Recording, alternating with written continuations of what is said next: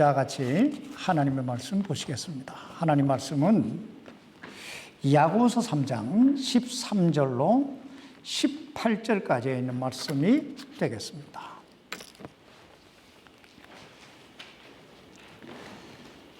야고보서 3장 13절로 18절까지 있는 말씀이 되겠습니다. 제가 이 말씀을 오늘 이자매님 성별 예비라서 특별한 어떤 설교를 준비할까 기도했는데 하나님께서 그냥 평소대로 하는 게 좋겠다 하시더라고요. 그래서 계속 진행을 하겠습니다. 3장 13절부터 18절까지입니다. 교독합니다. 너희 가운데 지식을 갖추고 지혜로운 자가 누구냐? 그는 지혜의 온유함으로 선한 생활에서 나오는 자신의 행위를 보일지니라.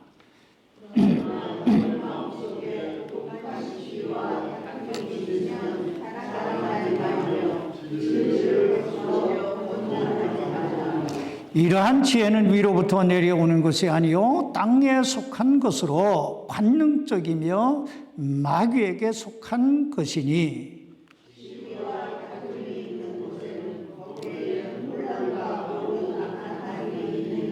그러나 위로부터 난 지혜는 첫째 순수하고 다음으로 화평하며 부드럽고 간청을 잘 들어주며 긍휼과 선한 열매로 가득하고 차별이 없고 위선이 없나니 화평케 하는 자들의 화평 속에서 뿌려졌느니라.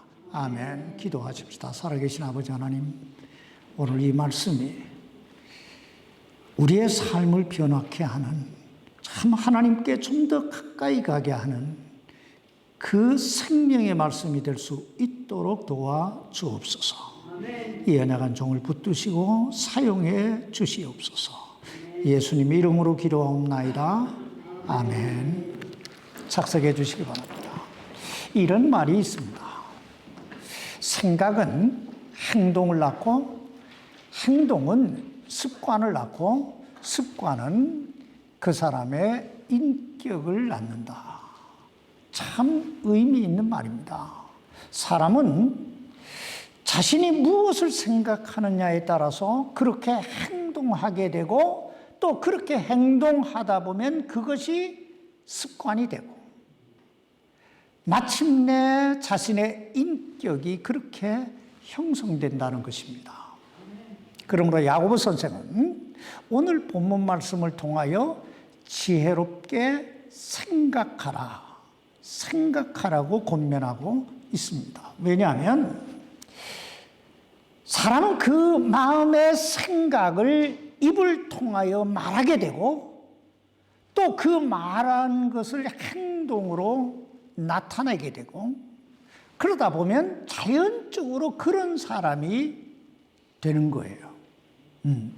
그렇다면 우리 인간의 그 마음의 생각을 형성하는 가장 중요한 요소가 있다면 그게 뭘까요?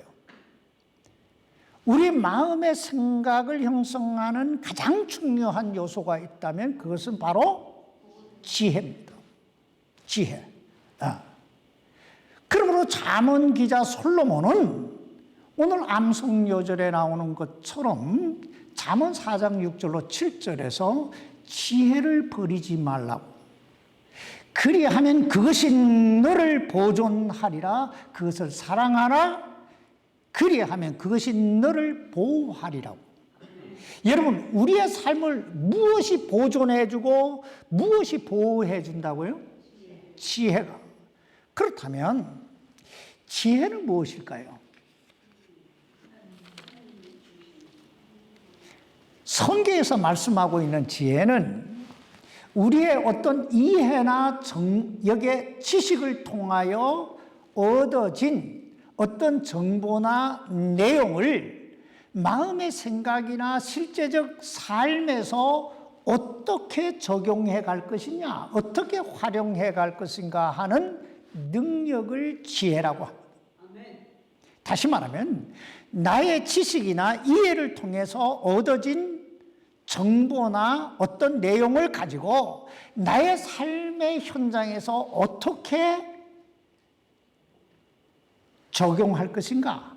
그래서 어떻게 하나님과 올바른 관계를 맺으며 나의 이웃들과 올바른 관계를 맺으며 삶의 우선순위를 정립하며 또 옳고 그름을 분별하며 살아갈 것인가? 이것이 지혜라고 하는 거예요. 그런데 오늘 본문에 보면 이 지혜에도 두 가지 유형의 지혜가 있다고 말씀하고 있습니다. 그 하나는 땅에서 난, 땅에 속한 관능적이요 마귀적인 지혜고, 또 하나는 위로부터 내려온 지혜, 즉 하나님이 주시는 지혜가 있다는 것입니다. 그렇다면 내가 가지고 있는 이 지혜가 땅에 속한 관능적이요 마귀적인 지혜인지 아니면 하늘에서 주신, 하나님이 주신 지혜인지 어떻게 분별할 수 있을까요? 오늘 본문 여기 야고보서 3장 13절 말씀 보시기 바랍니다. 너희 가운데 지식을 갖추고 지혜로운 자가 누구냐? 그는 지혜의 온유함으로 선한 생활에서 나오는 자신의 행위를 보일지니라. 이 말씀 한마디로 그 열매로 그들을 알지니라고 하신 주님의 말씀처럼 내 삶에 나타나는 내 말과 내 행실을 통해서 내가 어떤 지혜를 가지고 있는 사람인지를 분별할 수 있다는 것입니다. 그럼 먼저 땅에 속한 관능적이며 마귀적인 지혜에 대해서 생각을 해보십시다. 오늘 보면 여기 야고보서 3장 14절로 16절까지 말씀 보시기 바랍니다. 그러나 너희 마음속에 독한 시기와 다툼이 있으면 자랑하지 말며 진리를 거스려 거짓말하지 말라. 이러한 지혜는 위로부터 내려오는 것이 아니요 땅에 속한 것으로 관능적이며 마귀에게 속한 것이니 시기와 다툼이 있는 곳에는 거기에는 혼란과 모든 악한 일이 있느니라. 여기서 땅에 속한 지혜라 하는, 땅에 속했다라고 하는 말은 인간의 생각의 범주를 벗어나지 못하다라고 하는 뜻입니다. 다시 말하면 이 세상 만사가 하나님의 섭리 가운데 하나님의 그 주권 속에 움직여지고 있다라고 하는 사실을 깨닫지 못하고 그저 자기 눈에 보이는 거, 자기 감정에 느껴지는 거, 그것이 전부인 줄 알고 그것만 붙들고 그것에 얽매여 사는 삶을 땅에 속한 지혜라고 한다는 거예요. 이 세상 하나님 없이 살아가는 사람들의 삶을 잘 보세요. 이 세상이 전부인 줄 알고 살아갑니다. 마치 하루살이 같습니다. 무슨 말이냐면 하루는 하루살이와 메뚜기가 아주 사이좋게 놀고 있었습니다. 그러다 어느새 날이 어둑어둑 저물어가기 시작했습니다. 그러자 메뚜기가 하루살이에게 작별 인사를 합니다. 하루살이야, 내일 보자. 내일 만나서 다시 놀자. 그러자 하루살이가 메뚜기를 이렇게 바라보면서 묻습니다. 내일이 뭐야? 내일이 뭐야? 메뚜기는 하루살이에게 내일이 무언가에 대해서 열심히 설명하는 거예요. 열심히 설명해요. 이러고 저러고 막 하늘에 별이 뜨고 달이 뜨고 막. 그러나 하루살이는 전혀 이해하지 못합니다. 왜냐하면 하루살이는 내일을 살아본 경험이 전혀 없기 때문에. 메뚜기는 하루살이와 헤어지면서 생각합니다. 저 내일도 모르는 무식한 하루살이하고는 절대로 같이 놀지 말아야지. 그래서 그 다음 날부터 이 메뚜기는 개구리를 만나서 같이 놉니다. 그런데 어느덧 계절이 흘러서 이제 서서히 겨울로 접어들기 시작합니다. 그러자 개구리가 메뚜기에게 작별 인사를 합니다. 메뚜기야, 내년에 보자. 내년에 만나서 다시 놀자. 그 말에 어리둥절해진 메뚜기가 개구리를 바라보면서 물어요. 내년이 뭐야? 개구리는 내년에 대해서 열심히 설명을 해요. 뭐 눈이 오고 뭐 얼음이 얼고 어쩌고 저쩌고 막. 근데 메뚜기는 전혀 이해를 못해요. 왜냐하면 메뚜기는 내년을 살아본 경험이 전혀 없으니까요. 이와 같이 하나님을 알지 못하는 사람, 이 세상 사람들은 우리가 아무리 구원에 대해, 영생에 대해, 천국에 대해, 부활에 대해 이야기를 해도 전혀 이해를 못해요. 왜냐하면 저들은 하나님을 만나보지 못했기 때문인 거예요.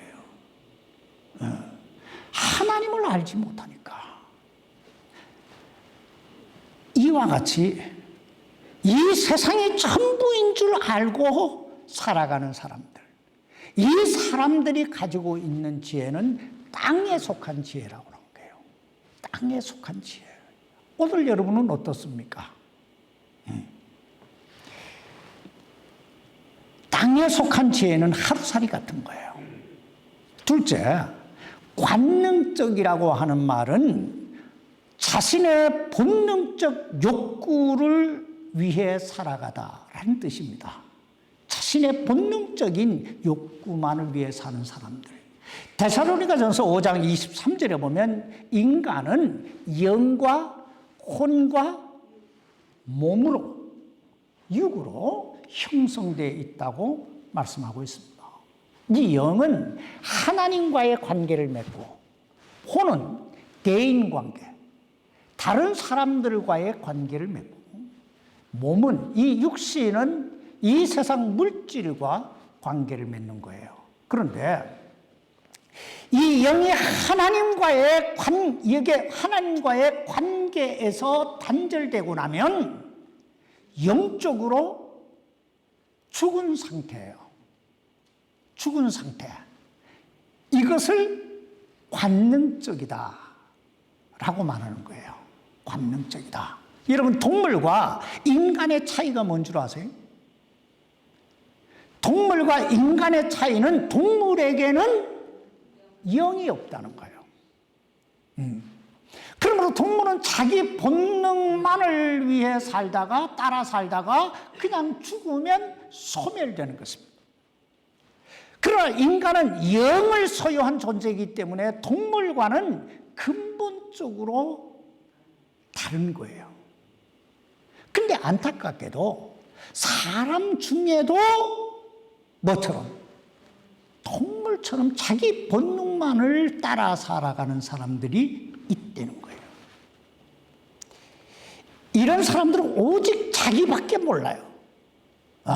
그저 내 거, 내 감정, 내 욕구, 원함, 이것만 추구하며 사는 것, 이것을 관능적인 지혜라고 한다는 것입니다. 세 번째, 마귀적이라고 하는 말은 마귀가 좋아하는 것만 한다는 거예요. 좋아하는 거. 여러분, 마귀가 좋아하는 거, 마귀가 가장 잘하는 게 뭐예요? 거짓말이에요. 불리하고 하나님보다 자기를 높이는 거예요. 그러므로 땅에 속한 지혜와 관능적인 지혜와 마귀적인 지혜를 가진 사람은 보편적으로 네 가지 열매를 맺게 되는데, 첫째는 시기입니다. 시기심. 여기 오늘 본문 3장 14절 말씀 보시기 바랍니다. 그러나 너희 마음속에 독한 시기와 다툼이 있으면 자랑하지 말며 진리를 거스려 거짓말하지 말라. 여기 보면 시기라고 하는 단어 앞에 어떤 단어가 붙어 있어요? 독한. 여기에 독한이라고 하는 이 뜻은 시기는 상대방의 마음속에 깊은 상처를 준다, 이런 뜻이에요. 그럼 여러분, 사람이 왜 시기하게 될까요? 왜 시기하게 될까요?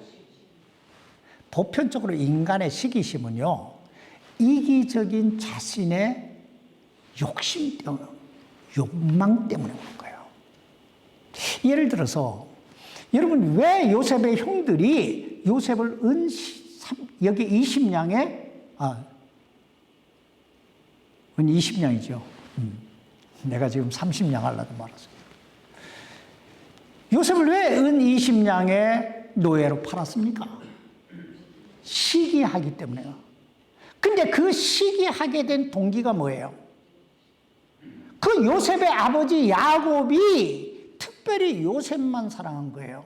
그래서 형들도 아버지 야곱의 사랑을 받고 싶다고 하는 그 욕구가 결국은 시기심, 그 시기심을 유발했고, 그것이 결국은 자기 동생 요셉을 팔아버린 거예요. 여러분, 왜 가인이 아벨을 죽입니까? 하나님의 사랑을 받고 싶다는 자기 욕구예요. 하나님으로부터 인정받고 싶다는 욕구예요. 그 욕구가 잘못 표축이 된 거예요. 왜 사울이 다윗을 죽이려고 그렇게 혈안이 되어 있습니까? 이게 시기예요. 국민들의 인정, 사랑을 받고 싶다.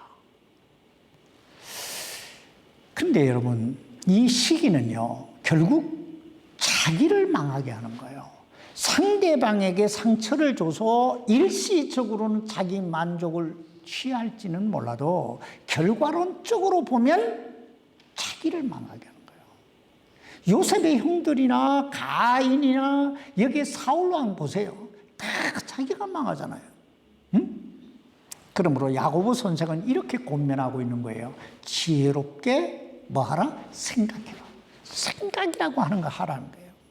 두 번째, 이 땅에 속한 관능적이요 마귀적인 지혜는 다툼이라고 하는 열매를 맺습니다. 다툼.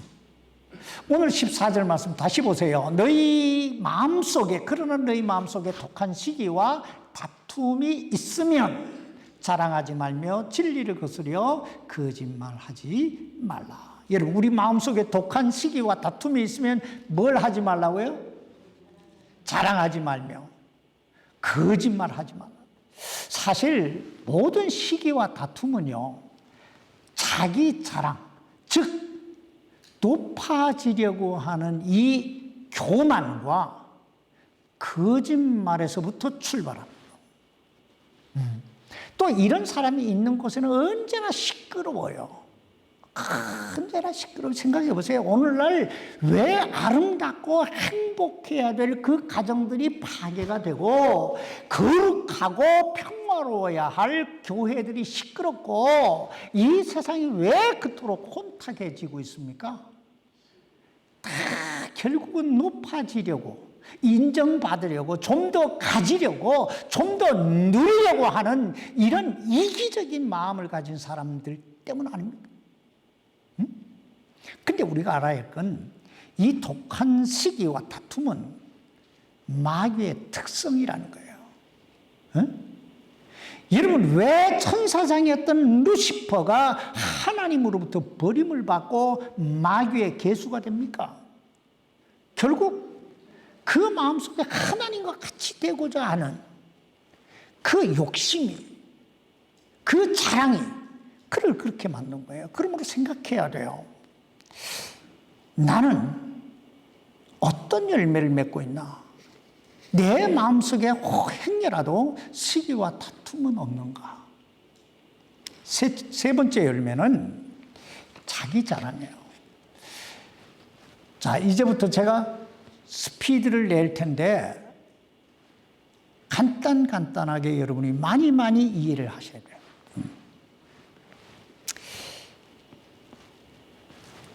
근데 여러분, 자기 자랑하는 사람들을 가만히 보세요. 어떤 사람들이 자기 자랑을 많이 합니까? 자기 자랑 많이 하는 사람들을 가만히 보면요, 둘 중에 하나예요. 첫째는 열등감이 많거나 직불도 가진 게 없거나 이런 말이에요.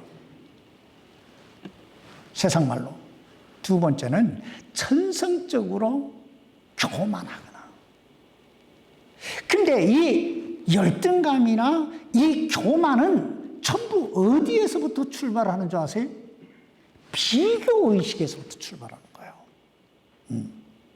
비교해보니까 저 사람이 나보다 나아 하면 내 마음에 열등감 생기고, 저 사람 요 눌러도 되겠어 하면 교만이 생기는 거예요. 근데 우리가 알아야 할 건 이 비교의식이라고 하는 이 자체가 마귀적이라는 거예요. 하나님과 견주려고 했잖아요. 이게 전부 다 마귀적인 거예요. 네 번째, 이 땅에 속한 지혜는요, 자기 자랑이에요. 거짓말이에요. 거짓말. 근데 우리가 한 가지 기억해둬야 할 게 있는데, 이 독한 시기나 다툼이나 자기 자랑이나 거짓말은 다른 뿌리에서 나오는 게 아니라 한 뿌리에서 나오는 거란 거예요. 무슨 말이냐면, 시기하는 사람이 시기만 하고, 다투는 사람 다투기만 하고, 자기 자랑하는 사람 자기 자랑만 하고, 거짓말하는 사람 거짓말만 하고, 이런 게 아니라 시기하는 사람이 다투고, 다투는 사람이 자기 자랑하고, 자기 자랑하는 사람이 결국 거짓말도 한다는 거예요. 이게 같은 뿌리예요. 왜냐하면 이런 사람들이 바로 땅에 속한 관능적이고 마귀적인 지혜를 가지고 있기 때문에, 그런 마음을 가지고 있기 때문에. 또 이런 사람이 있는 곳에는 항상 시끄럽고 요란해요. 여기 16절 말씀 보세요. 시기와 다툼이 있는 곳에는 거기에는 뭐예요? 혼란과 모든 악한 일이. 여기 혼란하다는 게 뭐예요? 무질서하다는 거잖아요. 시끄럽다는 말이에요. 그리고 악하다라고 하는 말은요, 무가치하다 이 말이에요. 무가치하다. 가치가 없다. 생각해 보세요. 시기하고 다투고 자기 자랑하고 거짓말하는 사람들이 모여 있으니까 얼마나 시끄럽벅적할 거예요. 거기에서 뭘 건질 수 있겠냐 말이에요. 그러므로 야고보 선생은 결론적으로 위로부터 난 지혜를 가지라고, 즉 하나님께서 주신 그 지혜를 가지라고 권면하고 있습니다. 그럼 하나님이 주신 지혜는 어떤 것일까요? 오늘 여기 3장 17절로 18절까지 말씀 보십시다. 그러나 위로부터 난 지혜는 첫째 순수하고 다음으로 화평하며 부드럽고 간청을 잘 들어주며 긍휼과 선한 열매로 가득하고 차별이 없고 위선이 없나니 의의 열매는 화평케 하는 자들의 화평 속에서 뿌려졌느니라. 여기 보면 위로부터 난 지혜, 즉 하나님이 주신 지혜는 7가지 열매를 맺는다고 말씀하고 있는데, 첫째는 순수한 열매입니다. 순수하다. 순수하다는 말이 뭔 말이에요? 거짓이 없다, 깨끗하다, 이런 말이에요. 사실 주님 안에 온전히 사로잡혀 사는 사람들의 삶을 보면 그 삶이 아주 깨끗해요. 그래서 얼굴이 맑아요. 얼굴이 맑아요. 우리 이현주 아멘님 보세요. 얼마나 얼굴이 맑아요. 그리고 앞이나 뒤가 똑같아요. 무슨 말이에요? 앞에서는 이 말하고 뒤에서는 저 말하는 그런 사람이 아니라는 얘기예요. 일관성이 있다 이 말이에요. 왜냐하면 이런 사람들은 거룩하신 성령을 모시고 사는 사람들이에요. 그리고 늘 하나님께서 나의 삶을 바라보시고 계시라는 사실을 의식하며 살기 때문에. 두 번째, 화평의 열매를 맺어요. 첫 번째는 순수한 열매를 맺고, 두 번째는 화평의 열매를 맺어요. 근데 여기에서 화평이라고 하는 말은 올바른 관계라는 뜻이에요. 올바른 관계. 무슨 말이냐면 내가 하나님과 올바른 관계를 맺으면, 내가 내 이웃과 올바른 관계를 맺으면, 내가 세상의 물질과 올바른 관계를 맺고 있으면 우리 마음속에 뭐가 찾아와요? 평화가 찾아와요. 평화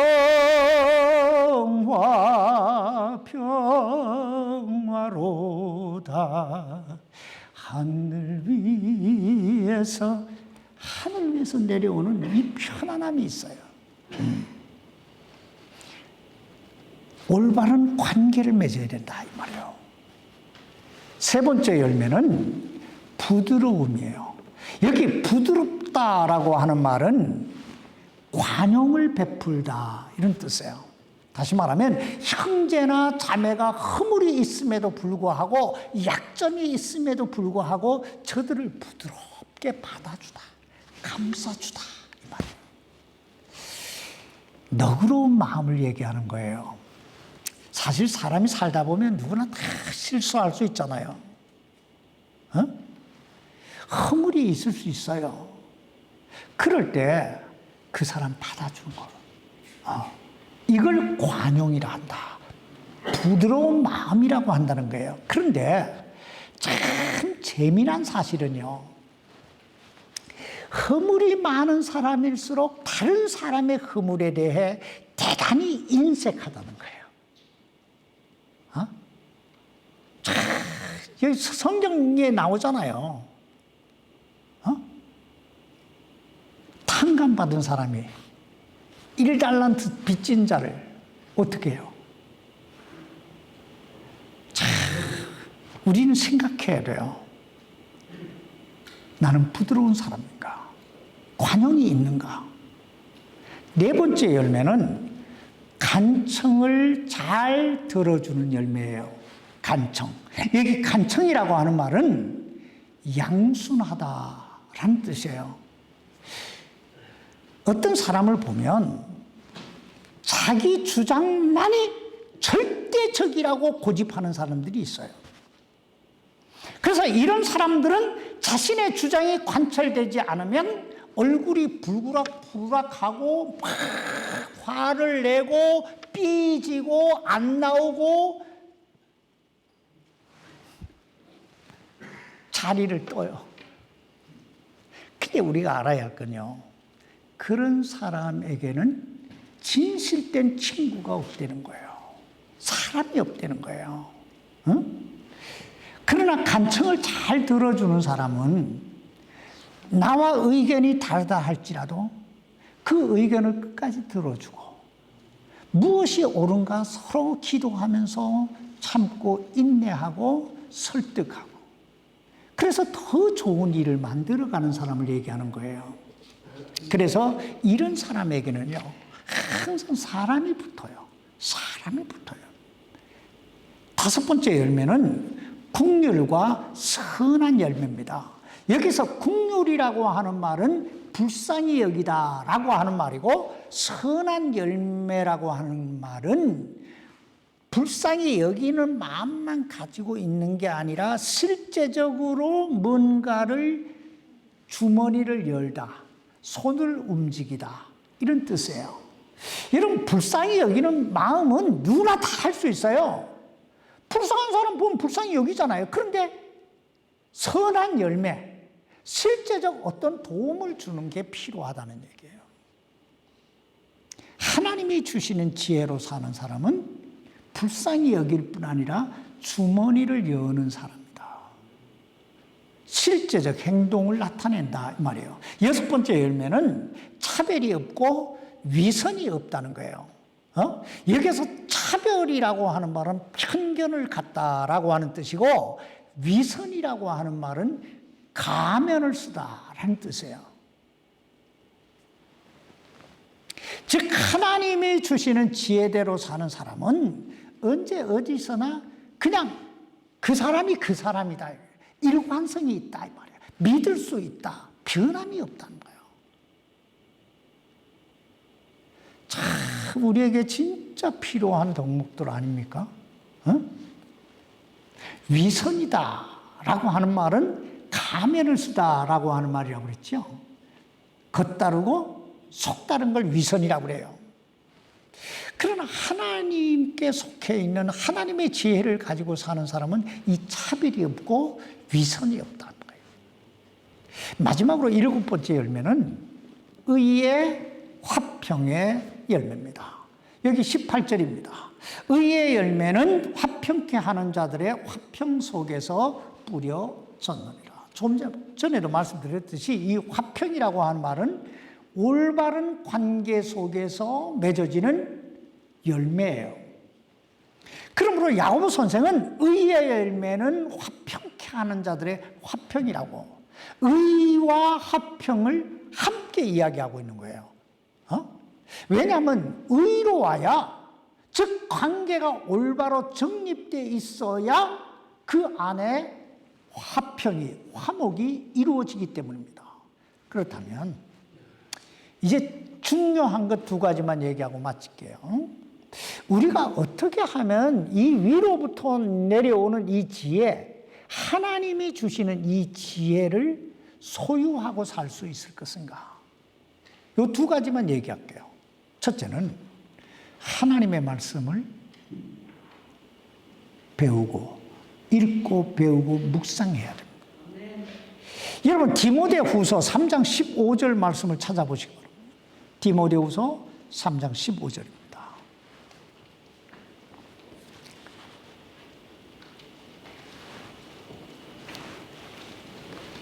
같이 읽을까요? 시작. 또 어린 아이 때부터 내가 거룩한 성경 기록들을 알았나니 그것들은 능히 너를 지혜롭게 하여 그리스도 예수님 안에 있는 믿음을 통해 어디에? 구원에 이르게 하느니라. 여러분, 우리가 성경을 알면 어떤 지혜가 생기게 된다고요? 어떤 지혜가 생기게 된다고요? 아직 디모데후서 3장 15절을 못 찾으신 거예요?